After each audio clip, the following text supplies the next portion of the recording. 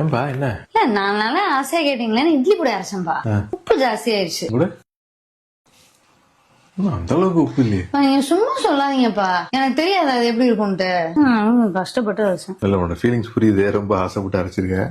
இந்த மாதிரி நடக்கிறது தான். சில சமயம் நான் உன்னை ஆஃபீஸ்ல பிக்கப் பண்ண வரப்ப நீங்க சீக்கிரம் வந்துடணும் அப்படின்னு நினைப்பேன். அன்னைக்கு டிராபிக்ல மட்டும் ரொம்ப லேட்டா வருவேன், வெயிட் பண்ற மாதிரி ஆயிடும். அப்படி என்ன சொல்லுவேன், என் டிராபிக் என்னங்க பண்ண முடியும் அப்படிங்கல. அது மாதிரி தான் அது நல்லா தான் பாருக்கு, ஒண்ணும் இல்ல. தோசை போட்டு நான் டைனிங் டேபிள் ரெடி பண்றேன்.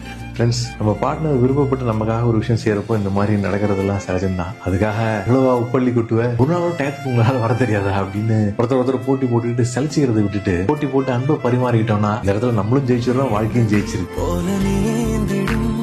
அன்பை நம்மில் கோர்ப்போம், வாழ்க்கை வா வா